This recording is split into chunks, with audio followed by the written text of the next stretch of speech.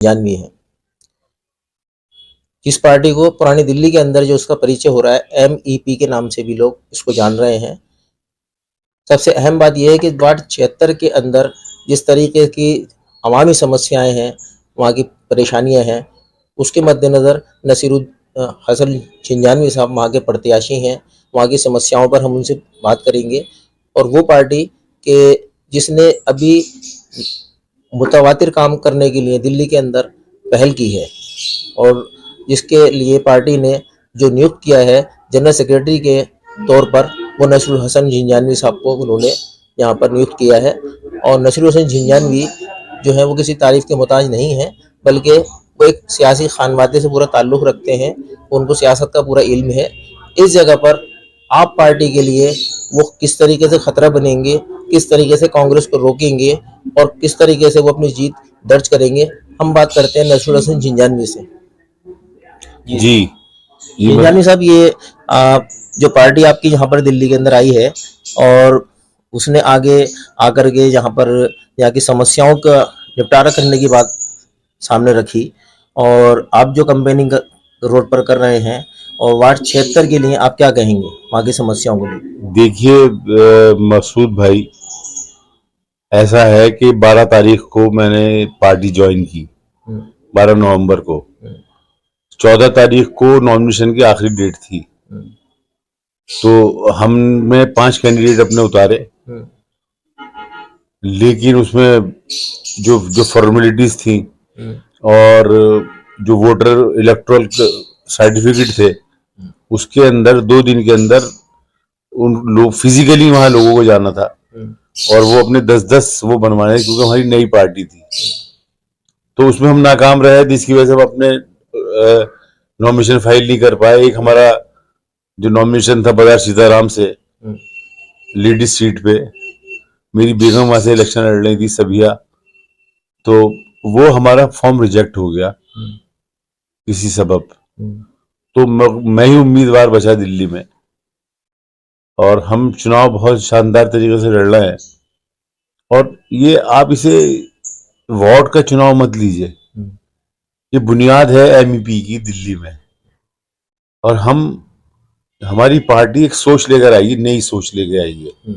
नहीं नसीर साहब, ये MEP के नाम से हमने देखा रोड पर इसका काफ़ी प्रचार भी है पब्लिक के बीच में, तो पूरा पार्टी का नाम क्या है? और ये है ऑल इंडिया महिला एम्पावरमेंट पार्टी।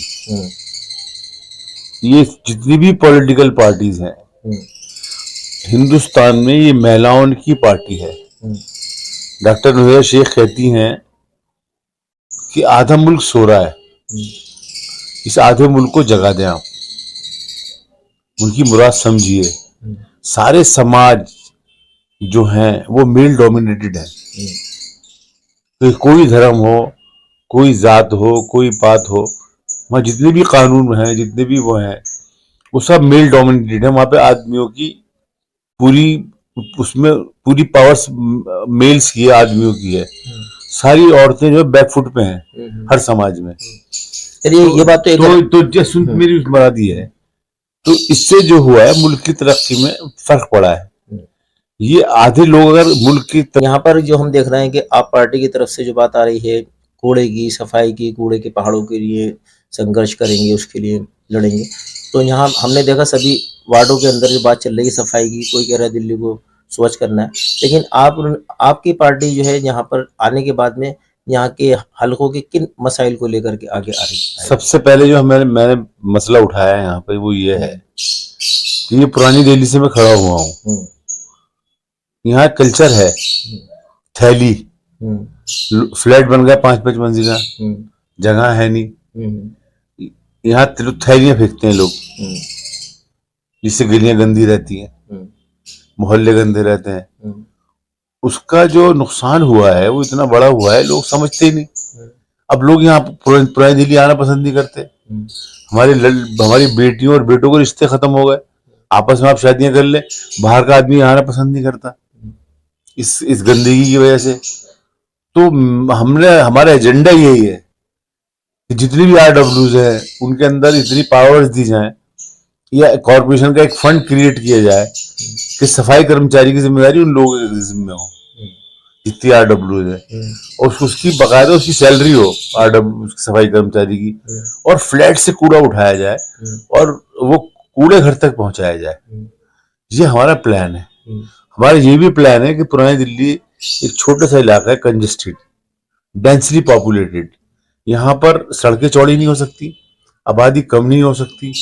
तो हमारा प्लान ये है कि जितने भी ठेले हैं जो सब्जियां बेचते हैं ठेले लगाते हैं, उनके लिए या तो कॉर्पोरेशन का कोई ग्राउंड ले या कोई ऐसे ग्राउंड बना ले पुरानी दिल्ली में जहाँ ये सारे ठेले खड़े हो जाए। ये छोटी सी शक्ल बन जाए मार्केट की, 3 घंटे की 4 घंटे की, और लोग भी जरा सा इसमें एक्टिव हो जाए, जाके वहां से सामान ले लें। और जो सड़कें हैं उसे 1 वे करेंगे हम, ये हमारी कोशिश है। शिवलानकर जाने का रास्ता इधर से हो, आने का रास्ता उधर से हो। ऐसे ऐसे आपको अगर तुर्कमान गेट जाना है तो इस रास्ते से आइए और इस रास्ते से जाइए। तो जब ही इस पुरानी दिल्ली का मसला, इसका कंजेशन का मसला हल होगा, और इंक्रोचमेंट जो न लोगों को खुद रोकनी पड़ेगी। डॉक्टर नोहिरा शेख बार बार ये कहती हैं, ना सरकारों ने काम किया है, ना करेंगी, ना आगे करी, ना होगा, ना अब करती। हमें खुद सुधरना पड़ेगा, नहीं यहाँ पर डस्टबिन में डालना पड़ेगा। नसीब साहब, यहाँ पर वार्ड, यहाँ लोगों को खड़ा करना पड़ेगा हमें। वार्ड 76 है और भी वार्ड है, और हाल इस वक्त में क्योंकि आप वहाँ के प्रत्याशी हैं, तो और आम आदमी पार्टी भी है, कांग्रेस भी है, सारी चीजें, तो उस जगह पर हम क्या ये मानकर चलें कि वार्ड 76 की जो पब्लिक है जिनके बीच आप गए हैं, उससे आपकी जीत यकीनी होगी? बिल्कुल, मैं तो एक सोच लेके आया हूँ, एक सोच लेके आया हूँ, बिल्कुल एक नई सोच लेकर आए हम। लोगों को समझना है, हम हमारे साथ अगर एक आदमी जो हमारी सोच के साथ आ गया तो हमारी तो जीत है पक्की। आप खुद बताइए, अगर आधे लोग अगर एक्टिव हो जाएंगे तो तरक्की कहाँ जाएगी? 10 का फर्क है पूरा।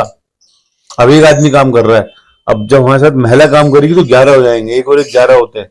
ताकत का अंदाजा नहीं है आपको। हमने सारे मसाइल हल होंगे, कारोबार के मसाइल हल होंगे, घरेलू मसाइल हल होंगे, समाज के मसाइल हल होंगे, सफाई कर्मचारी दूसरे मसाइल हल होंगे। हम बैठ के मशवरा करेंगे, एक राय लेंगे। अभी आपके सामने कुछ एक प्रोटेस्ट किया हमारी औरतों ने आगे बाहर, तो उसका रिजल्ट कितना अच्छा आया, पता चला ताकत है हमारी।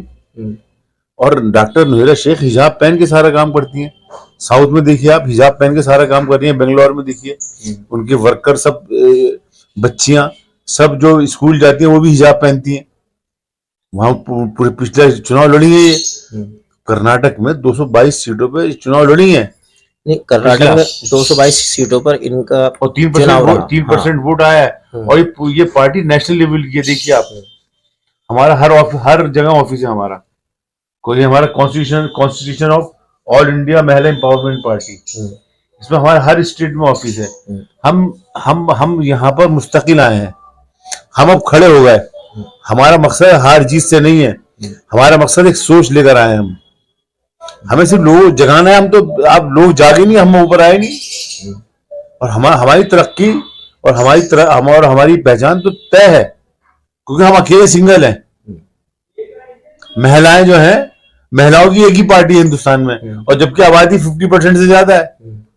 ये भी तो मेल डोमिनेटेड सब नहीं, तो उसके खिलाफ एक बात, उन्होंने 70 साल से हम वोट देते हैं, अब आप हमें वोट दो, हमारे लिए काम करो। 70 साल का हिसाब तो महिलाओं का। नसीर साहब, MEP ने यहाँ पर महिलाओं को कितनों को टिकट दिया था?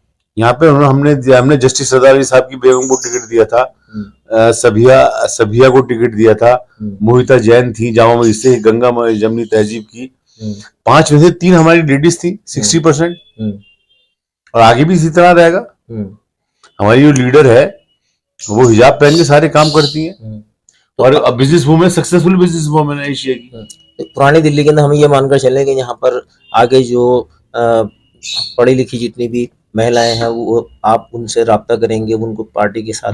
बिल्कुल। और साजिदा सिकंदर साहिबा जो गोल्ड मेडलिस्ट हैं, अवार्ड विनर हैं, उन्होंने अभी सदस्य लिए है हैदराबाद में हमारी पार्टी की। जी। सारे प्रोमिनेंट लोग, सारे बड़े लोग हमारी तरफ देख रहे हैं उम्मीद से। वो कह रहे नहीं आएंगे, हम आपके साथ खड़े होंगे आके, एक नई सोच के साथ हम आए हैं। अब बताइए, महिलाओं की कोई पार्टी है तो बताइए मुझे।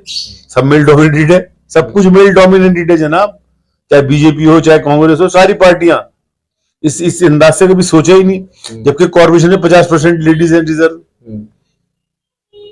इस देश में इंदिरा गांधी पैदा हुई है, इस देश के अंदर अरुण आसफ अली पैदा हुई है, इस देश में ही डॉक्टर नोहरा शेख पैदा हुई है। आप देखिएगा असर। नहीं नसीर साहब, वो तो बात ठीक है, निगम चुनाव के अंदर जैसे पानी है, बिजली है, कूड़े की बात भी कई पार्टियों ने सामने रखी है, तो यहाँ पर तालीम और make feast wise man Yeats. नहीं, आप अगर आते हैं वार्ड में तो उस वार्ड के जितने भी उस जगह के सारे निवासी हैं, उनके बारे में बताइए कि छोटे छोटे वो कौन से काम हैं जो अभी तक उनके लिए नहीं किए गए हैं। मैं आपको एक बात क्लियर बता दूं, मैं झूठे वादे करता नहीं। कारपोरेशन बिल्कुल बैंक करप्ट है, उसके बाद तनख्वाह देने के तो पैसे हैं नहीं, नर्सिस की तनख्वाह नहीं गई, सफाई कर्मचारियों के पैसे नहीं दे पाते ये, तो डेवलपमेंट कहां से कर देंगे ये? जो हम कर सकते हैं, हम आवाम के साथ मिलके क्या कर सकते हैं। हम अगर जब काउंसलर बन गए या हम काउंसलर बन गए, एक सोच लेके आ गए, तो हम जो अधिकारी उनसे कहेंगे आप काम करिए, फंड्स तो है नहीं आपके पास, जो जिस लायक है आप करिए भाई। आप अगर आपकी जिस डिपार्टमेंट के उस डिपार्टमेंट के काम कर लीजिए, आवाम आपके साथ खड़ी होगी। उसके अलावा सफाई का सबसे बड़ा मसला है, और वो आपको खुद करनी पड़ेगी अपने घर की सफाई। जो मैंने आपको बताया, हमने फॉर्मूला तैयार किया है कि जितनी भी RWS हैं, जितनी सुधार कमेटियां हैं, उनसे हम कॉन्ट्रैक्ट करेंगे, उनको हम प्रोवाइड करेंगे कारपोरेशन में ऐसे जो हमारे फंड्स होते हैं, इस तरह का क्रिएट करेंगे कि हम उनको वो सैलरी दे सकें सफाई कर्मचारी को, और सफाई कर्मचारी ही घर से कूड़ा उठाए। ये गलियां साफ होगी जो भी तो लोग आएंगे बाहर से। बहुत बुरी हालत है ये, सोशल समाज में इतनी बड़ी प्रॉब्लम है। हर घर में लड़कियां बैठी हैं, लड़के बैठे हैं, आपस में शादी कर लीजिए आप, पुरानी दिल्ली में तो हो जाएगी, लेकिन कहीं बाहर से कोई आने वाला आपकी पसंद नहीं करता, तो यहाँ कोई बेटी देना पसंद करता, न यहाँ से कोई बेटी ले जाना पसंद करता। और कोई लड़की देखने भी आता है, पुरानी दिल्ली में देखेंगे तो उसको घर तक पहुंचते पहुंचते उसका इरादा बदल जाता है, इतनी गंदगी है इस इलाके में। तो अपना बेसिक प्रॉब्लम्स को सुधारो और इंक्रोचमेंट रोक लो भाई दुकानों की। ये तो तुम्हें रोकनी पड़ेगी, सरकार तो रोकेगी नहीं आगे। या आप अंदर अपने अंदर शऊर लाइए। आप रोजी भी जायज वही है जो अपनी हद में रह गए हो। सरकारी जमीन पे आप इंक्रोचमेंट करके आप रोजगार करेंगे, वो इस्लामिक तौर पे भी जायज नहीं है, वो रोजी जायज नहीं है रोजी। वो इसको लोगों को बताना है, लोगों को बताना है कि भाई ये सही क्या है और गलत क्या है। काम तो लोगों को ही करना है, हम बताएंगे लोगों को, हम लोगों को खड़ा करेंगे। इसमें एक फोर्स को हम निकालना चाहते हैं बाहर, जो दबी बैठी है, उसको हम बाहर निकाल देंगे, हमारे मसले हल हो जाएंगे, ज्यादा प्रॉब्लम नहीं है। पुरानी दिल्ली के अंदर हम नसीरुल हसन झिंझानवी के पास में